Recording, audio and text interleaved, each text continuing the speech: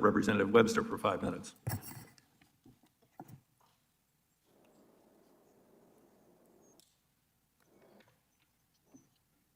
Thank you, Chair. I have a question, I think, of Mr. Horowitz, and that is, do you think that if there is, I don't know if you investigated the fact that the money may have been spent properly, it may have been the right price at the right time and so forth, but if the science was flawed, would that have affected something that you might ask in that we're buying things, but we don't even need to buy them? Was there anything in your reports or things that you did that would distinguish between right and wrong in that area? Congressman, we would generally look at trying to assess that kind of a question. Our HHS OIG, Health and Human Services Inspector General, has done a fair amount of work on the healthcare related issues. And I can certainly follow up with her in that office to see if there's anything in particular that would address your question, but I'm not aware of it as I sit here today.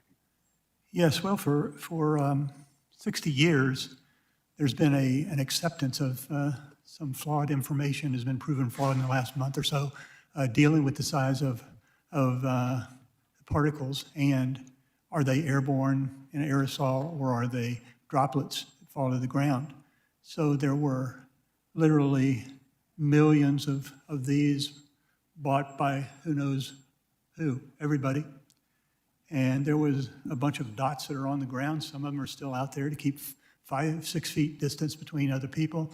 All of that, basically, if this disease was carried from air particles, would be flawed in that we would have spent millions, maybe billions of dollars on things that really didn't do any good. And it's been proven in this report that came out a couple of weeks ago from Leslie Marr, who's an aerosol scientist at Virginia Tech, but also is one of the few people in the world who also study infectious diseases. So in the end, we ended up buying things that may have been the right price, we just didn't need them.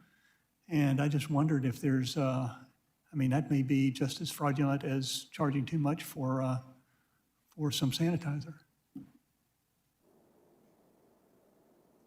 So I guess my question would be, is there anything in the future that you might be looking at that would also make sure that what we're buying is what we need? Well, I'll say, Congressman, as a IG community, we do look at questions about whether what's been purchased is consistent with what's needed.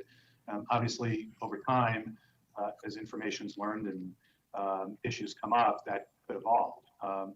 But it is certainly something that we would look at in the context of what's been purchased generally. And I'll just say, in terms of the website, pandemicoversight.gov, that is, we are trying to put out there so that the public can see how money has been used and where it's been used. Much of what we do as inspectors general is to get information out to the public so that they can assess how that spending has occurred. Yes, well, unfortunately, the bedrock of the science in every medical journal and medical book and doctors and their training and so forth stress hand washing, which is a good thing to do, but it doesn't have anything to do with this, and distancing in that the particles are 6 feet is enough distance, and therefore that's okay. And so that was sort of the basis of all of the protection that was being done, including in this chamber. I remember telling some of the leadership, you don't have to be washing the doorknobs. It's in the air, but CDC and WHO were both saying, no, it's not. It gets into a droplet, falls to the ground, which was totally inaccurate and has been proven false. I don't know, I just think we spent a lot of money on some things that didn't really need to be bought. But my time's run out and I'd love to discuss this further.